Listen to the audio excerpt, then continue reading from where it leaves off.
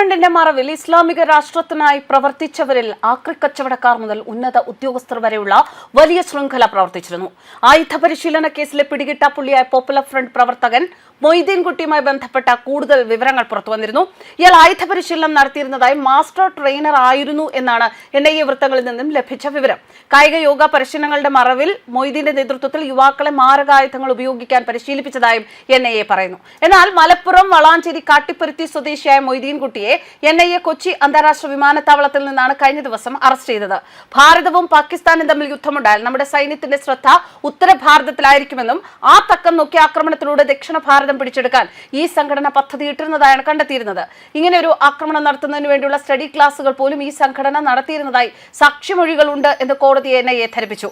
രാജ്യത്ത് ഇങ്ങനെ ഒരു യുദ്ധം നടത്തുന്നതിനായി ഭാരതത്തോട് ശത്രുതയുള്ള അയൽ രാജ്യങ്ങളിൽ നിന്ന് ആയുധങ്ങൾ വാങ്ങി അംഗങ്ങൾക്ക് പരിശീലനം നൽകാനും ശ്രമിച്ചു. ന്യൂനപക്ഷ സംരക്ഷണത്തിന്റെയും മനുഷ്യാവകാശ പ്രവർത്തനത്തിന്റെയും ദളിത് ഐക്യത്തിന്റെയും ഒക്കെ മുഖം മൂടികൾ ധരിച്ച് സാധാരണ മതവിശ്വാസികളെ സ്വാധീനിച്ചും ജനങ്ങളെ കബളിപ്പിച്ചും സമൂഹത്തെ ഇസ്ലാമികവൽക്കരിക്കാനുള്ള ശ്രമമാണ് PFI നടത്തിയത് എന്നാണ് NIAയുടെ വിലയിരുത്തൽ.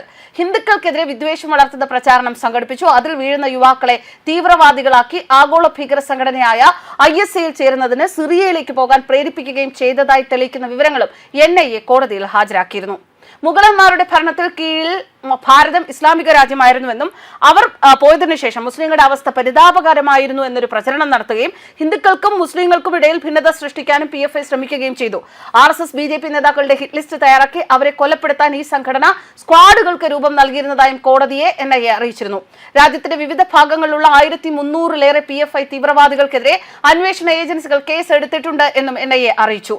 ശരീഅത്തിന്റെ അടിസ്ഥാനത്തിൽ ഖിലാഫത്ത് സ്ഥാപിച്ച് ഭാരതത്തെ ഇസ്ലാമിക രാഷ്ട്രമാക്കി മാറ്റാനുള്ള ലക്ഷ്യത്തോടെയാണ് PFI പ്രവർത്തിച്ചിരുന്നത്. നിരോധനത്തെ തുടർന്ന് ഈ സംഘടനയുമായി ബന്ധപ്പെട്ടവരിൽ നിന്നും ഇവരുടെ വിവിധ കേന്ദ്രങ്ങളിൽ നിന്നും പിടിച്ചെടുത്ത മറൈൻ റേഡിയോ സെറ്റുകൾ, ബോംബുകൾ, ബോംബ് നിർമ്മാണ സാമഗ്രികൾ, വിവിധ തരം ആയുധങ്ങൾ എന്നിവ ഈ സംഘടനയുടെ ഭീകര സ്വഭാവത്തിനും രാജ്യദ്രോഹ പ്രവർത്തനത്തിനും തെളിവായിട്ടാണ് NIA ചൂണ്ടിക്കാണിക്കുന്നത്.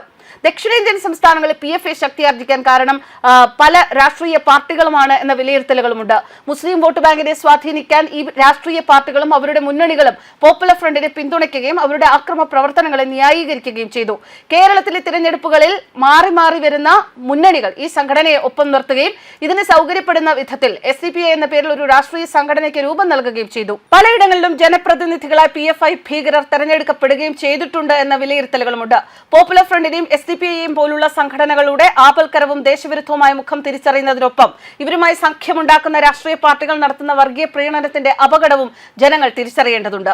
ഇസ്ലാമിക തീവ്രവാദികളെ പോലെ അവരെ സഹായിക്കുന്നവരെയും അകറ്റി നിർത്തുകയും പരാജയപ്പെടുത്തുകയും ചെയ്യാനുള്ള ഉത്തരവാദിത്വവും മതസൗഹാർദ്ദവും സമാധാനം ആഗ്രഹിക്കുന്ന ജനങ്ങൾക്കുണ്ട്. എന്തായാലും മൊയ്തീൻകുട്ടി എന്നയാൾ കായിക ആയുധ പരിശീലന വിങ്ങിന്റെ കോർഡിനേറ്ററായി വർഷങ്ങളോളം പ്രവർത്തിച്ചു എന്നാണ് NIAക്ക് വിവരം ലഭിച്ചത്. മാത്രമല്ല സംസ്ഥാനത്തുടനീളം നൂറുകണക്കിന് യുവാക്കൾക്ക് ഇയാളിൽ നിന്ന് പരിശീലനം ലഭിച്ചുവെന്നും NIA കണ്ടെത്തിയിരുന്നു. ദേശവിരുദ്ധ പ്രവർത്തനങ്ങൾക്ക് വേണ്ടി PFI ഒരുക്കിയ സായുധ സംഘത്തിന് ആയുധ പരിശീലനം നൽകിയത് മൊയ്തീൻകുട്ടിയാണ്. കായിക യോഗ പരിശീലനങ്ങളുടെ മറവിൽ മൊയ്തീന്റെ നേതൃത്വത്തിൽ യുവാക്കളെ മാരകായുധങ്ങൾ ഉപയോഗിപ്പിക്കാൻ പരിശീലിപ്പിച്ചു. മൊയ്തീൻകുട്ടി നേരത്തെ കൈവെട്ട് കേസിലും പ്രതി ചേർക്കപ്പെട്ട ആളാണെന്നാണ് NIA നൽകുന്ന വിവരം. PFIക്കെതിരെ രാജ്യവ്യാപകമായ റെയ്ഡ് നടത്തുകയും ഇതിന് പിന്നാലെ PFIയെ നിരോധിക്കുകയും ചെയ്തിരുന്നു. പോപ്പുലർ ഫ്രണ്ട് നിരോധിക്കുന്ന സമയത്ത് വളാഞ്ചേരിയിൽ ആക്രിക്കട നടത്തുകയായിരുന്നു മൊയ്തീൻകുട്ടി എന്ന നിർണായക വിവരവും NIAക്ക് ലഭിച്ചിട്ടുണ്ട്. 2022 സെപ്റ്റംബറിൽ ഒളിവിൽ പോയ മൊയ്തീൻകുട്ടി പിന്നീട് വിദേശത്തേക്ക് പോയതാണ്. ഇതോടെ മൊയ്തീൻകുട്ടിയെ NIA പിടികിട്ടാപ്പുള്ളിയായും പ്രഖ്യാപിച്ചിരുന്നു. കഴിഞ്ഞ 3 വർഷമായി UAEയിലാണ് ഇയാൾ ഒളിവിൽ കഴിഞ്ഞത്. ബുധനാഴ്ച UAEയിൽ നിന്ന് എത്തിയ ഉടനെയാണ് ഇയാളെ അറസ്റ്റ് ചെയ്തത്. ന്യൂസ് ഡെസ്ക് കർമ്മ ന്യൂസ്.